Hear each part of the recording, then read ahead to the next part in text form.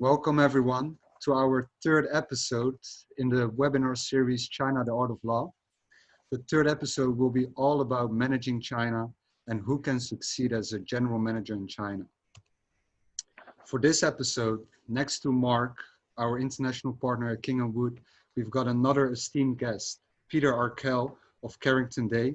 Peter Arkell first came to China in the mid-90s with an American management consultancy company. He's been living in Shanghai since 2004. He was the chairman of AustCham Shanghai, the founding chairman of the Global Mining Association of China, the chairman of the Oriental Mining Club. Prior to coming to China, Peter has been the HR director Asia for an international management consulting company with operations stretching from Australia to Japan and most countries in between.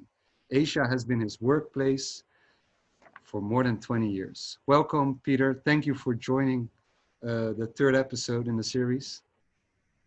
Thank you, Jerome, and I invite everyone to our parties in Victoria when we all get back there. That sounds great.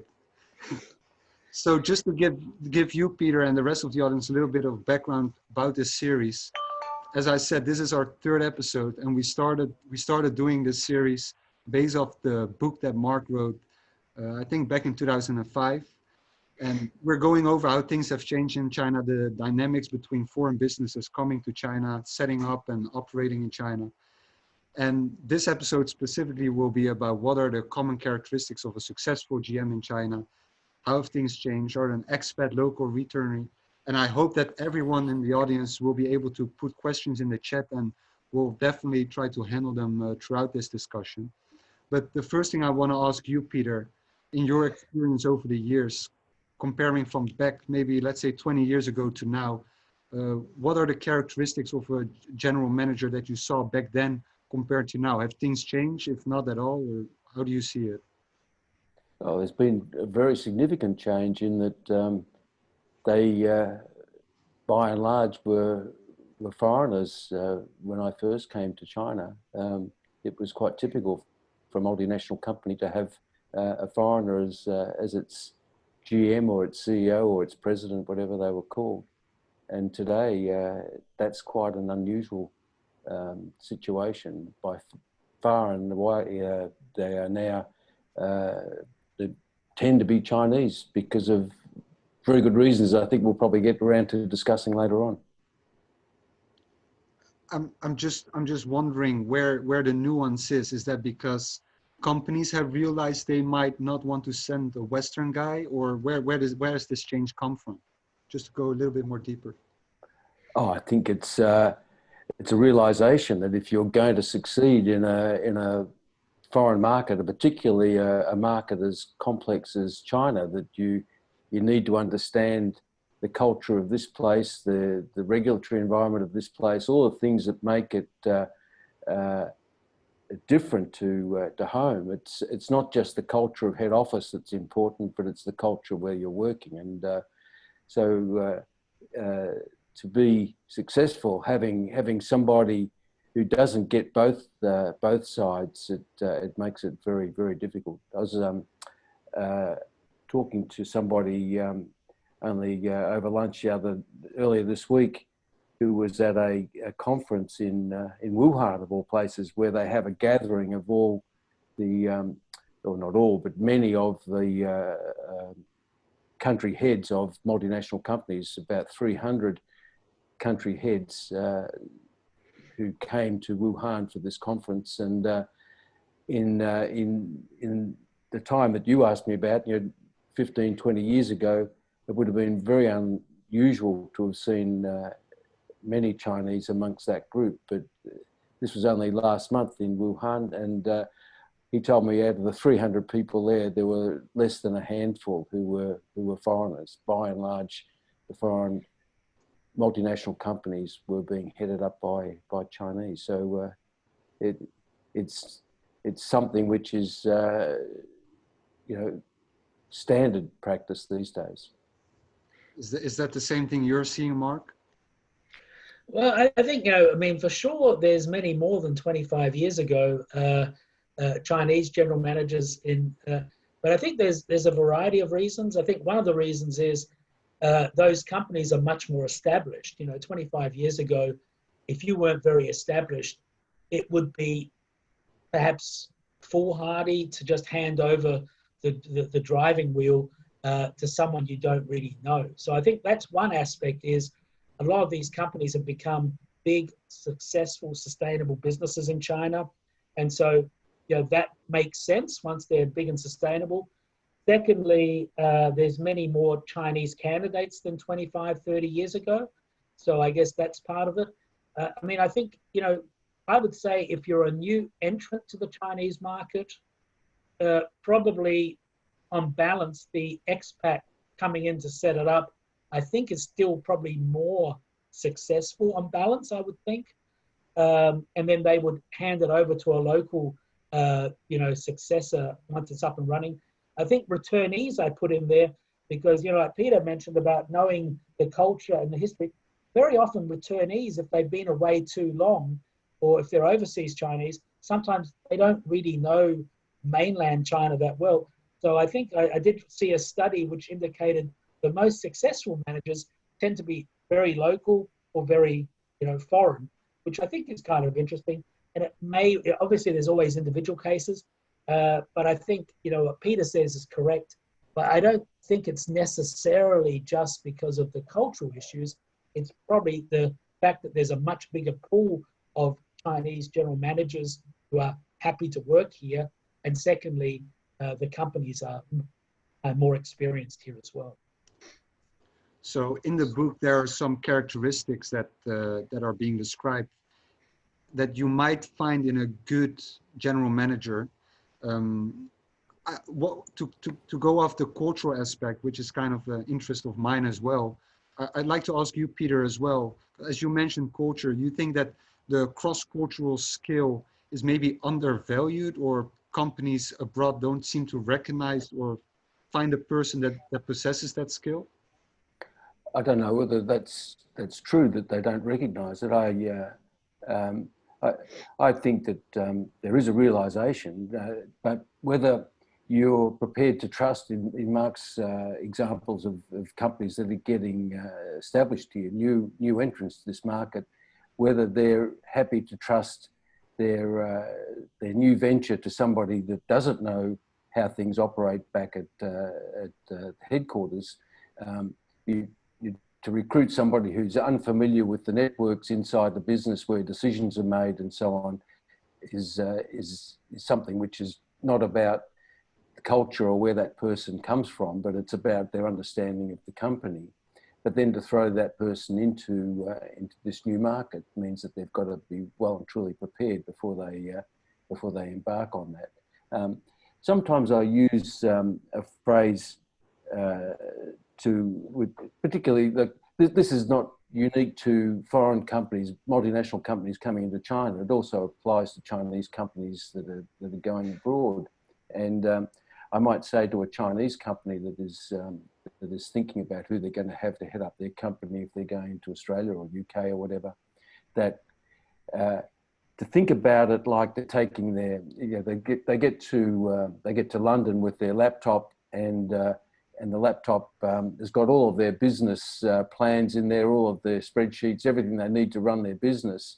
They get in the hotel and they start working with the laptop, but it'll only last for so long until the battery runs out. You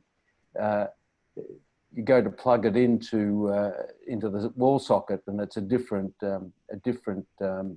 plug required.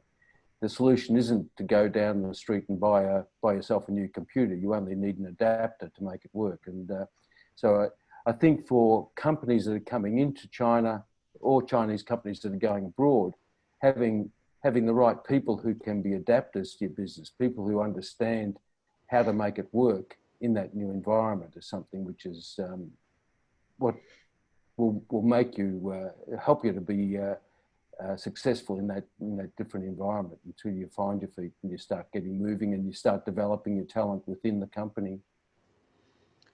I mean, I think that's a great approach. And as the book also describes, Peter, there are some funny stories, some case studies, and the way to find a general manager is maybe different to other companies, comparing to companies that have already doing business in China. But one of the examples and case studies that we're going over is that sometimes there's a very special individual that might be the best to send to China. And this individual might be a Wolfgang. And I'd like to give it over to Mark. Okay, thanks for that, Tron. So I think, the Wolfgang is not an individual. I've met many Wolfgangs, and there may well be a little Wolfgang in all of us. So, I'll just kick off this short case study, and Peter, feel free to chime in. So I've used the joint venture as just to make it a dramatic example, but it's really not a one-off. I've seen it many, many times. And if you look at a joint venture, how does it happen? People would think, oh, a joint venture, we can probably do it within 6 months. I think really most joint ventures would take 2 years to negotiate. I think we had one that took like 10 years to actually finalize. So it's a very long process. So you first have the initial meetings with the Chinese partner. And really what the foreign partner always would stress would be, I've got the technology, I've got the incredible technology. Especially, in the older days, but still today, it's like, I've got the advanced foreign management skills. Anyway, then you'd sign an LOI, you do a due diligence, you have more discussions. And then in the discussions, the big issue is who will appoint the general manager. Because the foreign side would think, well, that's the guy who will control the business. I must have this person, even if, you tell them, well, you've got that one person, the Chinese side has the other 500 people. But anyway, they get very emotionally connected to this.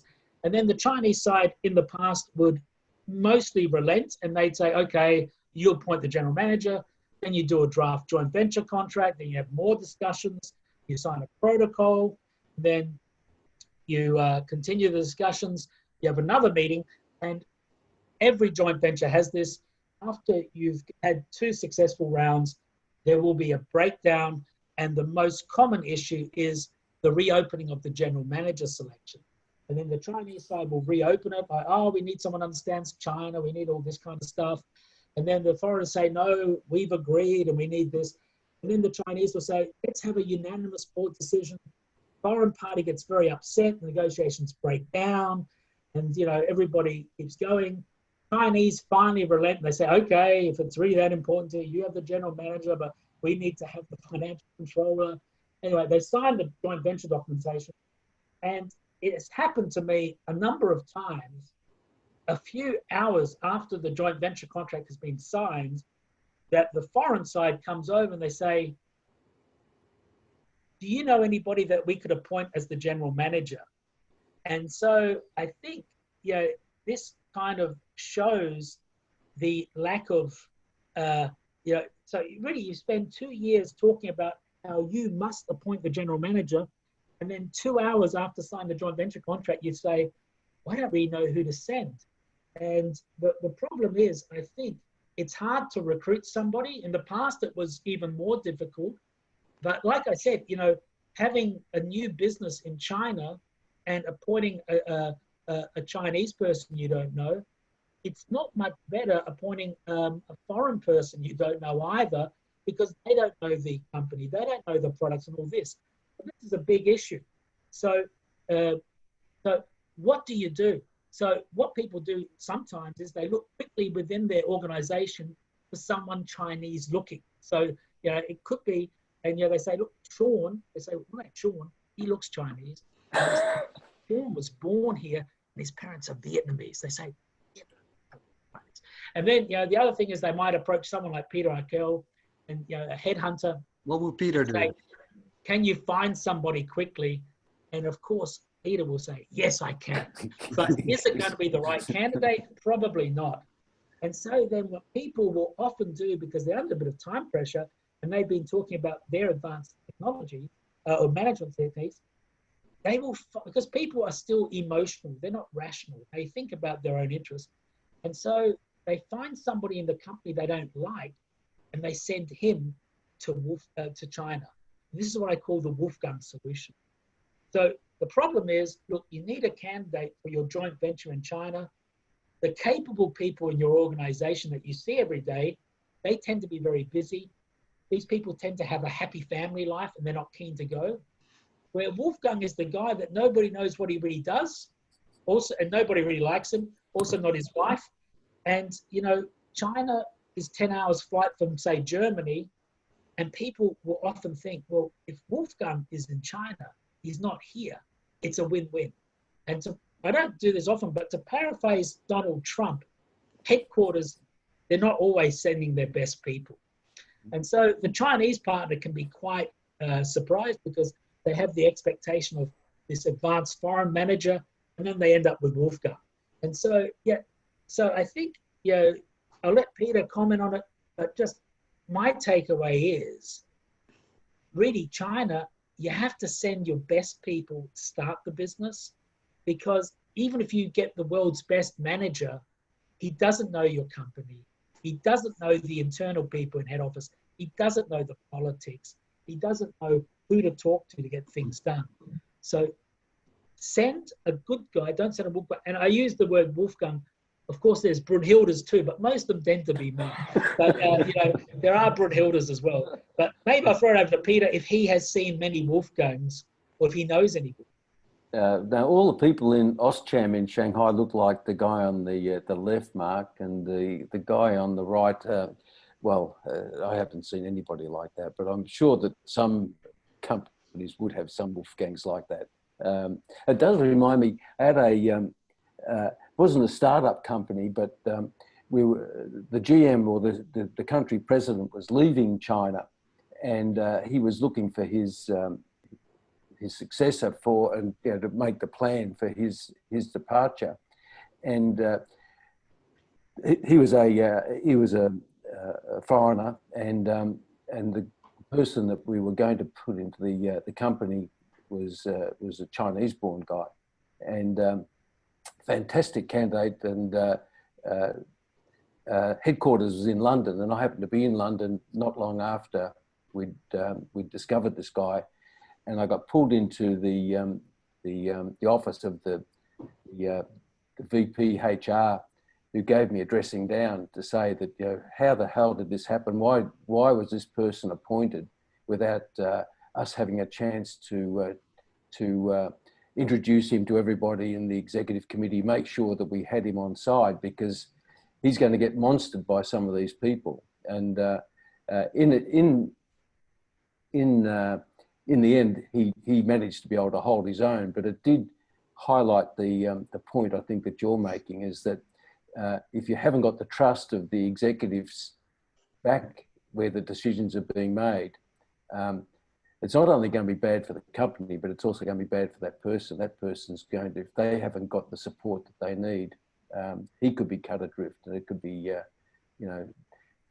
a loss all round. So I think your point's right. I don't see many Wolfgangs, but you do need. It's not a place to be sending your underachievers or the person you're trying to get out of the road. That's for sure. But Peter, as a lot of European and even American companies they're strapped for resources. I mean, how are you able to find the right person to send if you're already limited on resources at the headquarters yourself? Well, how serious do you want to take your strategy? If this is an important decision to be made, if this is something that you think needs to be done for the business, it's not the sort of place that you take a risk with and have a Wolfgang down here that could be damaging your brand. Like, this is a fantastic market, a great opportunity for your company. You've decided this is what you want to do. Don't jeopardize it by making a foolish decision like that. What do you think, Mark? Very few large international companies allow these Chinese general managers to have a role outside of China. So, you know, it would be very helpful for them to bring them back to the German headquarters, or bring them to the American headquarters, or things like that, or the Australian headquarters, and not just have always a China pigeonhole for these general managers. And I think that would be healthy for the companies. But because China is often the biggest market or second biggest market, it's just easier. But that's also not really fair to those managers who, you know, might be performing very well in China. You don't really bring them into the headquarters. And I don't know many companies that have ever done this, which is a pity, I think. Yeah, we lost you for a little bit, Mark, there, but I think to summarize what you said is that if you do hire someone outside of the company, make sure to send them back to headquarters to have a proper training to be well integrated in the company culture. Is that a correct summarization? No, but that's actually better than what I said. That's actually better. What I was saying, but that's a better point. Good point. But what I was just saying is we do have a lot of those country managers now with Chinese nationals, but international multinationals, I've never seen them give them a role outside of China, or it's very rare. And it would be good for their career as well, I think, that they could aspire to climb the corporate ladder also, you know, in America or Germany or Australia. But your point is actually better than my point. Thanks for that. It actually reminds me of one of the stories in the books, and I don't know if Peter's is familiar with the story, but it's about a CEO there opening an office in Shanghai, and they want to send a good guy. They want to send someone that's solid. So this is an approach that, according to him, has always worked. He says he brings in the guy he wants to send, and he says, you're going to have to tell your wife and kids that we're going to send you to a small village outside of New Delhi. We're starting a new factory, a new office. You're going to have to break the news and think it over, but on Monday, we're going to settle this.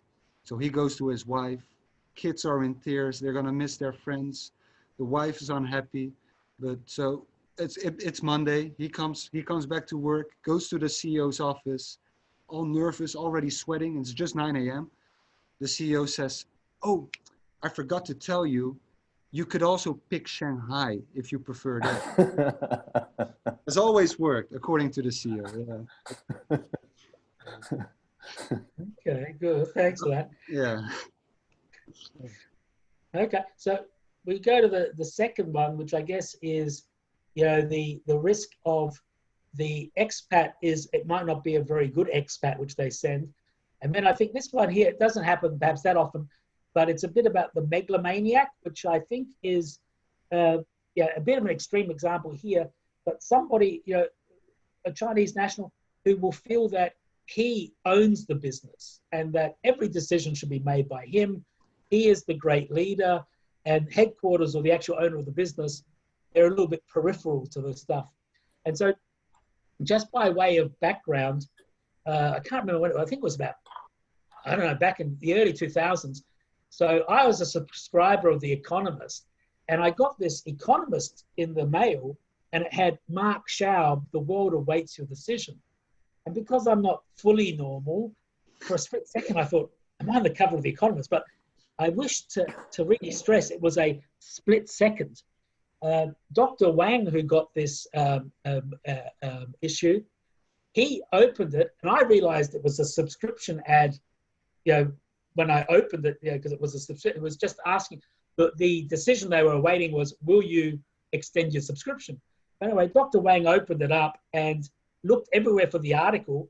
And so what he thought had happened was somebody in the post office found the article so fascinating, they stole the article out of the magazine, put it back in the cover. And so he did what any normal megalomaniac would do. He told everybody to stop working in the office and sent them on a hunt through Shanghai to find the missing Economist article. And so they went everywhere. But of course, this was not the real cover. If you bought it in the newsstands, it had a normal cover. It didn't even have anything that looked like this. So he then again logically concluded that because his name was on it, it was a bestseller and you couldn't buy it. So this is just an insight to how Dr. Wang was thinking. So Jerome, please. So very briefly, this company was actually, again, it was a German company, and it didn't do sportswear. But so it was a retailer. They thought they could set up a business in China, and this was back in the late 90s. And they started a company, and they did a rep office to investigate the market, and they hired a chief rep, somebody who had, you know, studied overseas and had learnt the language, and he became their chief rep. Okay. They were doing sourcing for a long time, so they were sourcing a lot of product in China. And then they set up a few retail stores. They set up one in Shanghai, one in Suzhou, and one in Nanjing. And, you know, as most of you would know, this is really a very ugly old map we got. We got to improve the map next time. But anyway, Suzhou, Shanghai, and Nanjing, they're all kind of close together. If you look at how big China is, it's all one little issue. But when you would look at that map, you would think, wow, they're all bunched up there. Maybe you go to Beijing, maybe you go to South China, maybe you go, to Chengdu or something. No, Tony, looking at that map, said, how can I expand to other markets within Asia?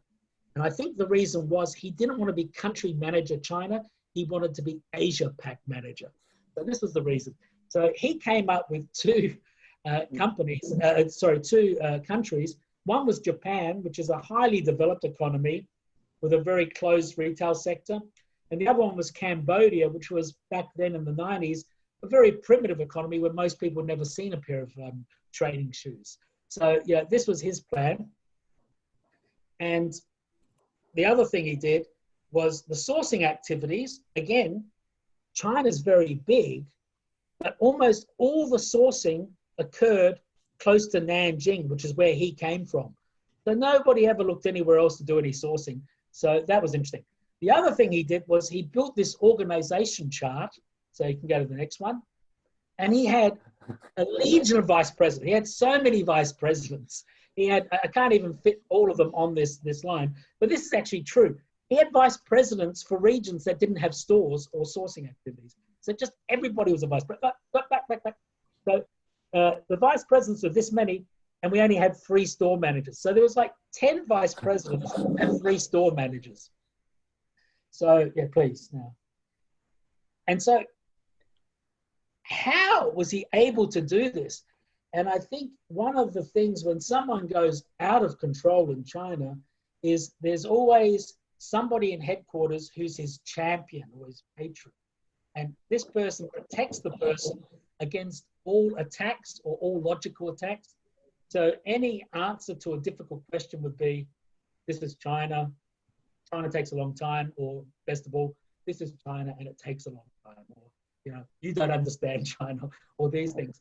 And the other thing which Dr. Wang did was he made life very unattractive to any expats who were dispatched to China. So if they brought expats over, they wouldn't last very long because his housing allowance was like $15,000 and the expats would be $1,500 and then he would attack them for not speaking Chinese, and then some of them would learn Chinese, and then he'd attack them even more, and he wouldn't let them sit with their Chinese colleagues. And so he really kept headquarter personnel separate from the China personnel. And I remember, in particular, how he would stage manage a China visit by headquarter people. So from the airport to the office, to the hotel would be about a 45-minute drive. They would take 3 hours because he would do it like a Christo, Christo, the guy who wrapped up buildings in Berlin or in Eastern Europe to make it look different. He would go just through areas where things look nice. And if somebody wanted to go to a fake market, he'd say, oh, it's been closed. It's closed. So it was all stage managed. And I think what Dr. Wang's plan was, he is the only source of information about China. It's his business. Everybody else should keep out of it. So, the result was management overhead was crazy. I think it probably was more than the revenue. The stores were not competitive. The only thing they made money on was charging people for retail space, but that was actually non-compliant. And, the interesting thing was, the European buyers for the headquarters, they started coming to China, and they were able to negotiate prices 30% lower than the Sporty Asia team, even though none of them could speak Chinese. A few of them couldn't even speak English, and they could get better prices. And so the patron in in Europe, his job was wrecked, and then Tony left due to differences in strategy. And so I'll throw it over to Peter, who I don't think knows the result, but what do you think happens? What happened to Tony and all these things after this? Well, I think with that impressive sort of background, so many countries responsible for and working for a first foreign company, I reckon it would headhunt to take a job somewhere else. Yeah, So I think Peter was right. He probably did see the slide. So I did Sporty, not. you did, okay. So Sporty China closed. They still have a sourcing operation. The US team or European team does it. Cambodia, Japan's been put on hold. And then after losing his job, he left. He bounced back with another position with a bigger company, and he got the same house back, a better car, and he had the same driver. So it all worked out well for Tony. And I don't know if Peter helped him with that, getting the next position. But I think it also kind of shows you that picking the wrong person who you don't know very well and putting them in charge, it is a bit risky as well. Yeah, clearly, both those companies had great lawyers but lousy headhunters, I think, Mark, is the moral of the story. Wolfgang and Tony would never have been put into a job by my company. No. What can a headhunter do to prevent these scenarios from happening, Peter? Well, I don't think it's up to the headhunter necessarily to prevent it. It's up to the company. The headhunter is merely giving them a hand to. It's really the decision that's going to be made by the company. So the company needs to know what they're trying to achieve in the first place, and then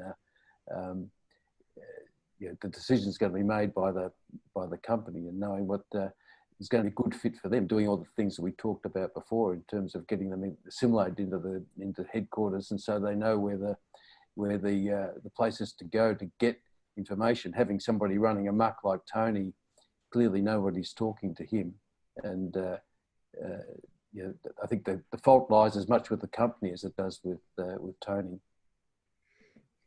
Mark, do you still see Tonys nowadays, or this was just in the early 2000s? Oh no, I think look, I think still for most people, it's probably less because I think there's more people in China, doing these kind of jobs. There's much more depth of management. But I think for new entrants, there's still a lot of people who, it's not like they even think they're doing wrong, but they really think they are in charge, and and that's not healthy for the company. Because I think really, it used to be, I think this has gone back a bit.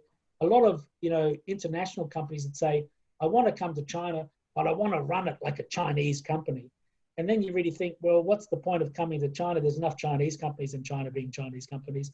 If you don't have something special to offer, it's unlikely to succeed. So I think there's still a good risk of lots of Tonys being out there. And it doesn't happen overnight. I think most of them don't start on this trajectory, but it's just if you don't visit them much, if headquarters is not involved, they'll just evolve their own way, and they will feel at some stage, first they're an employee, then they become a partner, and in the worst case, they think they're the owner of the China business. So, I think it's important to be involved in your business in China. If you don't have the resources, you asked Peter that question before, and I agree with his answer. If you really don't have the resources, even to find the right person to head your China operations, maybe you should hold off before starting something, because you definitely won't have the resources to pull it out of the fire once it's gone the wrong way. Mark, you mentioned about joint ventures before as well, which is another way of, you can find a whole bunch of different things that can go wrong. And it's not always the GM that the companies want to hold, because there's money involved. If you're going to be splitting functions between different, between your joint venture partner and the foreign investor. So in my experience, many times the foreign investor is actually anxious to have the CFO position appointed by themselves so they can keep an eye on it. And I remember one very large investment that a company was going to make into a joint venture here, and again they decided they were going to have the CFO as their appointment, and that I got the job of trying to find the CFO, and we found this really, really fantastic guy, and he was going to be expensive, but the foreign investors thought it didn't matter because this is a very large investment they were making, and it was going to be worthwhile having somebody that could look after their interests. And when the local partner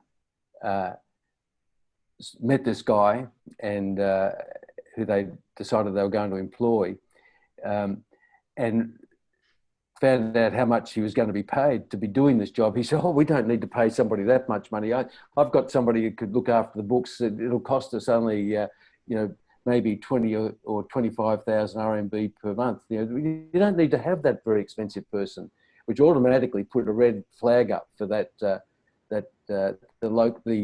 the foreign investor. They why is this guy worried about having somebody that's going to be, you know, so capable to be looking after the finances of a very large investment? And that red flag was enough for them to dig deeper into the relationship with that joint venture partner, and they walked away from it. They didn't proceed with the investment at all. So I think being careful and making sure that you do select the right people can, you know, it has lots of other benefits as well as just the running of the business.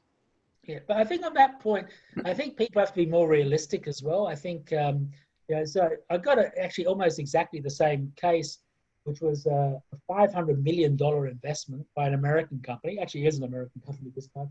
And it's in a tier 4 or tier 3 city. And their partner is a massive state-owned enterprise. Like, it's a massive, it's got the provincial name in its name. And you know, they did have in this joint venture the CFO. I think, like most joint ventures in China, it's not people actively want them to fail, but sometimes they just fail, and then it gets very difficult, the relationship.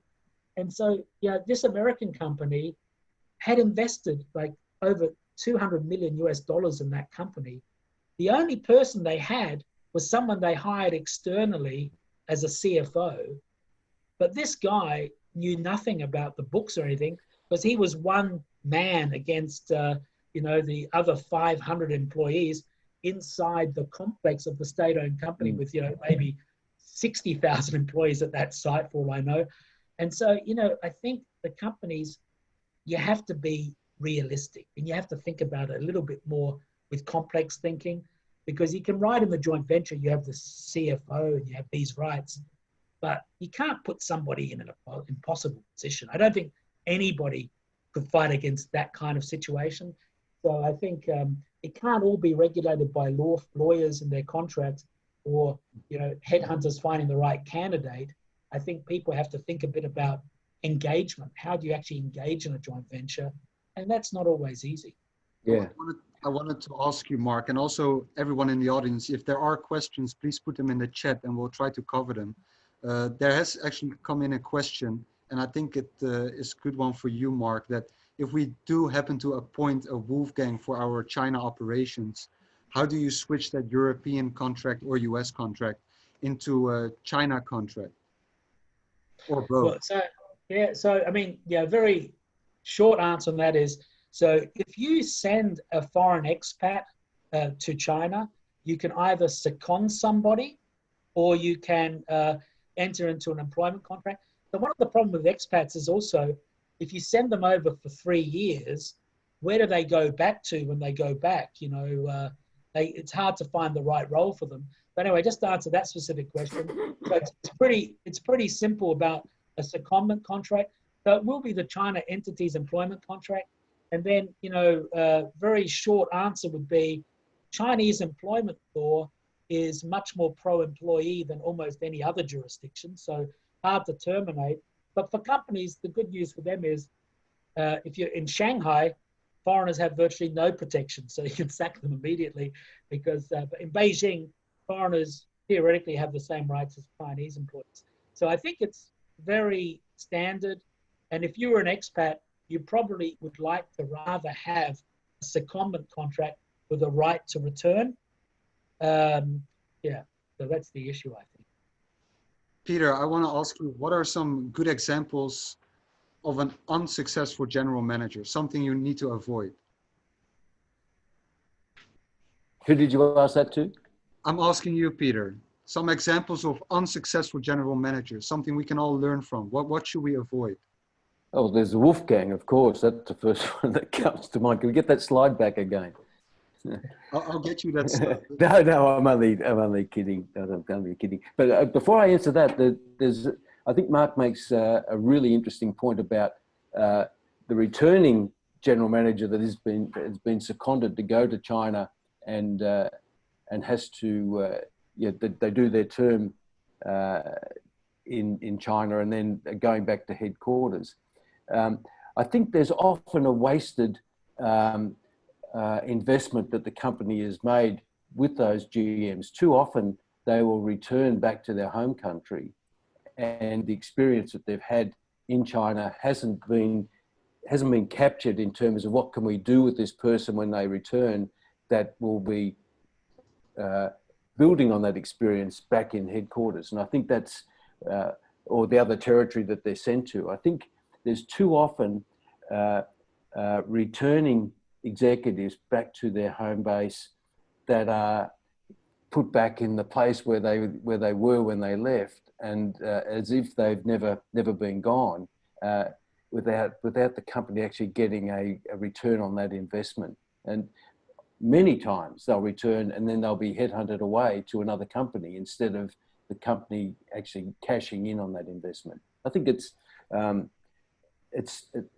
unfortunately too often the case. And for those that sort of actually worked in China, the lessons that are learned here are immense. This is such an interesting and a dynamic market that from a professional development point of view, an executive that spends time in this market does learn a heck of a lot. Their professional development takes a boost, and it's something which companies should be actually putting into their people development strategy. Just give people, don't send a Wolfgang, send somebody that you actually want to fast track into bigger roles within the company. This is a good testing ground for them. Peter, what is? I'd say, because Peter's a capitalist. He's just a hardcore capitalist. Doesn't care about the people. I care about the people, Jerome. And I think one of the other issues is for those employees. So you imagine you're a employee at a Volkswagen supplier, and they've set up a company in China, and you're the big boss for like 300 people. The secretary brings you tea or coffee in the morning. People have banners with your name. You get invited to meet the local mayor and all this, and then you get sent back to Wolfsburg in Germany, and you're like you have to make your own coffee, and hardly anyone talks to you. It is really a psychological impact for a lot of those people. You can really sense they were somebody doing very interesting things in China, and it is a pity. And so I think, companies very much like the Chinese general managers, they should be used internationally. I think those returning people should be still deployed in a Chinese function, at least part of the time, just also for their own mental well-being.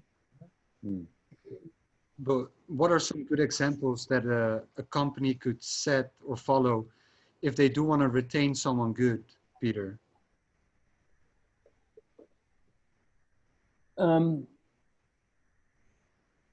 I think that if they want to retain somebody, I think first of all, you want to retain them. If you're making the investment to send them into China, you need to make sure that they arrive here and are well looked after.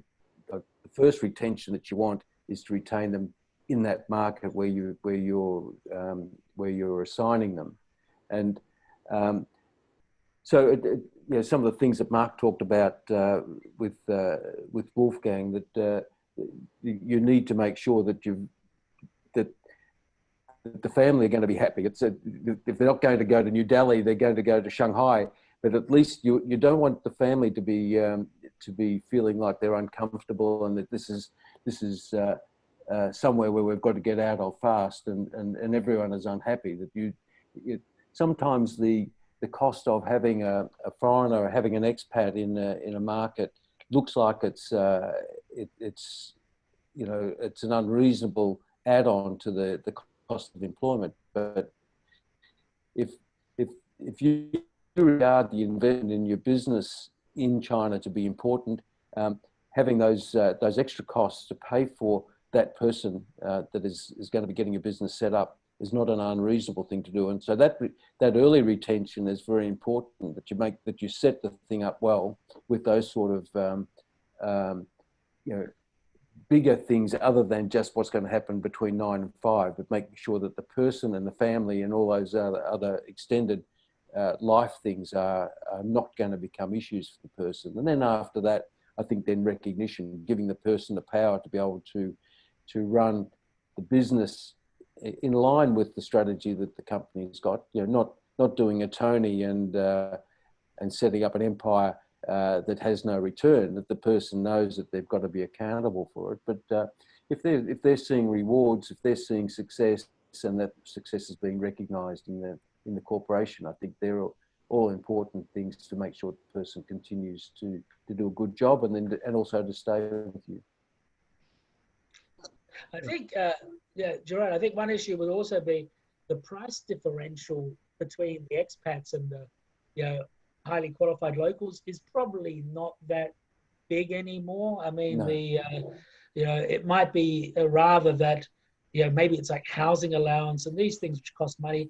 But even, so I think it used to be much more dramatic 20 years ago. Yeah. But now, especially if it's in a second tier city, you probably have to pay more for a Chinese person to go there than a French person, because at least the French person knows he'll get out again. But, the Chinese thinks he might be stuck there forever. So I think, that price differential is not the same. That's I'd true, say Mark.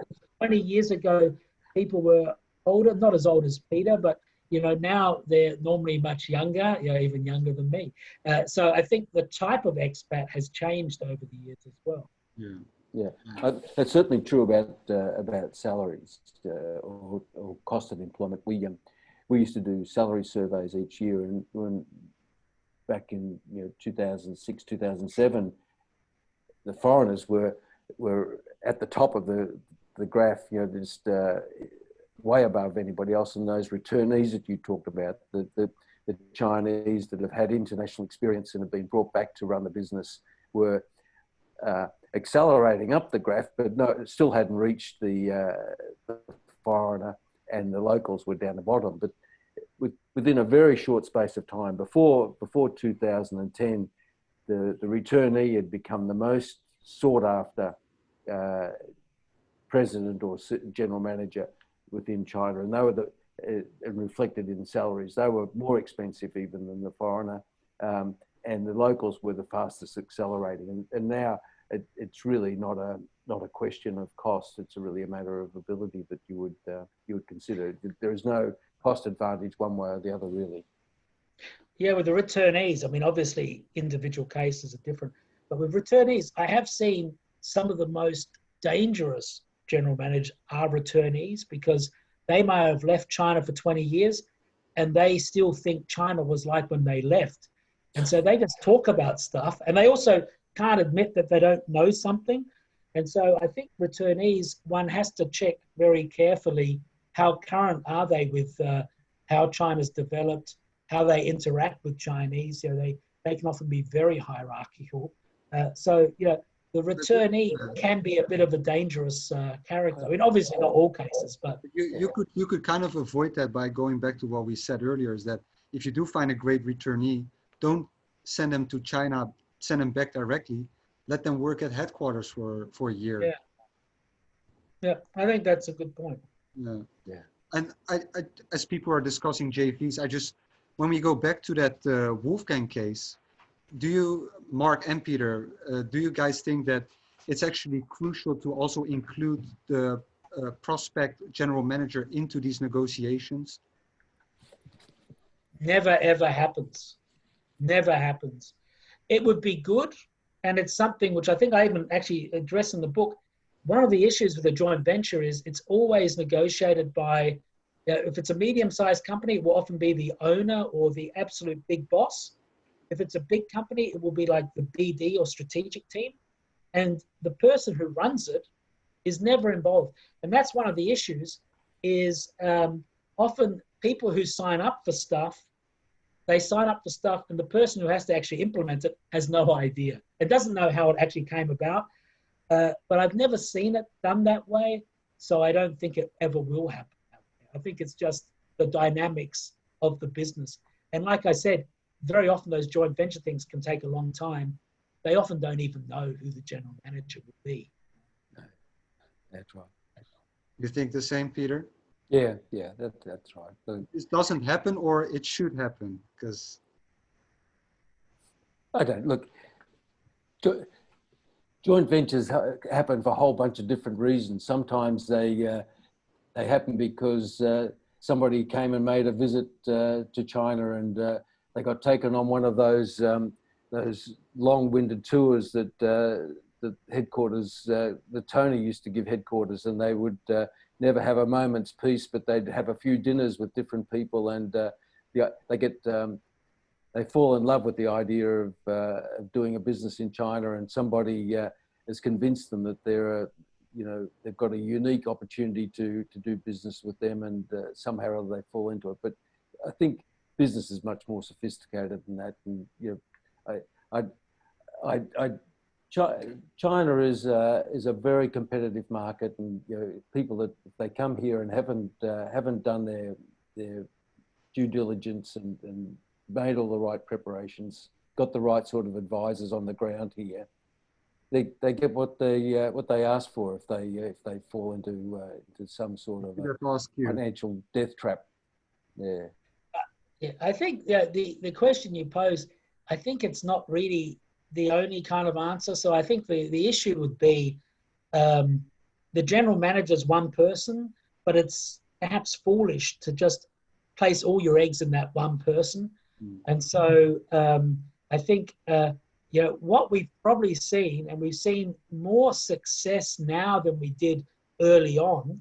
And I think, 25 years ago, China was mostly a place for people to make stuff cheaply to be sold elsewhere. And maybe, 10 years ago, 15 years ago, it became mostly about the market. And now it's very much about the consumer market. And so I think, headquarters is more involved. And it's not just because it's become easier. It's really because China's become a much more important part of their business. So maybe when it was simple, that you just had a widget making factory 15, 20 years ago, you could afford to have a Wolfgang just ticking it over, just make the widgets or whatever, because distribution, sales, all the complicated stuff was in your hands still. But now, when most companies enter the China market, they want to sell to the Chinese consumer, which is much more complicated. And so I think headquarters is much more involved. And they're much more involved, not just because they think it's good management, it's because it's possibly their biggest market or their second biggest market. So they've got to be involved, and they want to make sure that they control the business, not whoever they hire on the ground. So I think we can overdo it with who the general manager is. I think it's very important to have that headquarters involvement in order to be successful. Yeah. I just want to ask on an individual level, Peter, what are some good qualities and that you would look for in a potential general manager? Well,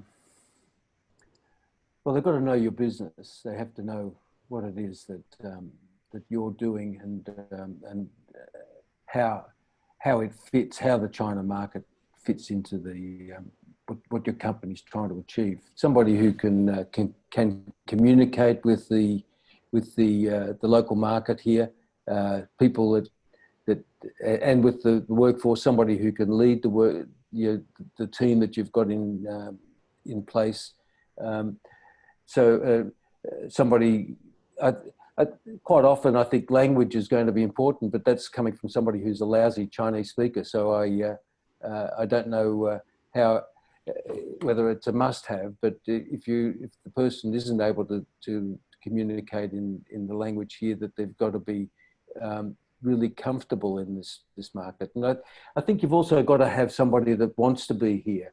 It just came to mind a bloke who had been sent to China by an American company, and he'd never ever worked outside of St. Louis, and he'd the only time he'd changed jobs is when his former company moved out of St. Louis to another part of America, and he changed jobs so he could stay in St. Louis, and he was dispatched to China to get some extra experience, and he was so homesick and just miserable.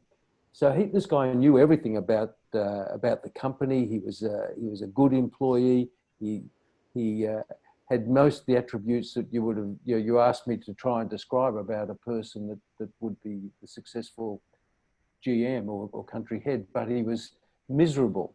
And he would go home every once a month. He'd go back to St. Louis just to sort of get reacquainted, and they virtually had to put him back on the plane in tears each time. And we ended up having to find somebody to replace him so that he could be released and get back to St. Louis. So I think all of the attributes are going to be great if you've got the job description and you've got the selection criteria. All that's well and good, but if the person doesn't fit, both for the company and also the environment that you're sending them to, it's going to end in tears like it did for that bloke.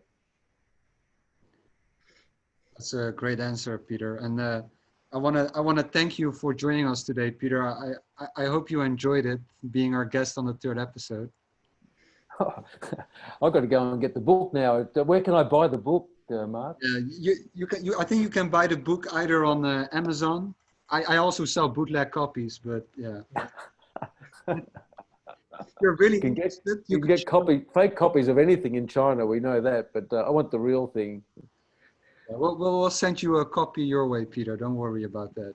And if anybody else is looking for a copy, feel free to reach out to either one of us. And that we already have something planned for the next episode. So sit tight, Peter. It will be about terminating your fraudulent general manager in China. So we're going to dive in a little bit deeper on how you can actually get rid of your Tony. And Mark should know all about that. It will be on Friday the 25th this month. Mark, did you have a good time? Yeah, no, it was good. Thanks for moderating. Yeah, we'll upload this episode onto the KWN website, and I'll make sure to send an email out to everyone that has participated and signed up. We've got 2 other episodes about JVs in China, setting up your company, so Woofies and JVs. I'll make sure to include those as well. You can reach Peter, the managing director of Carrington Day, via his email address or shooting him a message on his cell. Mark's available via email or cell phone as well. He's currently stuck in London. I think he's stuck in his basement. There's still some boxes behind him, but yeah. Yes. Yeah. Well, once again, thank you, Peter. Thank you, Mark, and thank you, everyone in the audience. Okay. Thank you. Next time. Thank you. Thank you very much. Bye-bye. See you, Jerome. See you, Mark.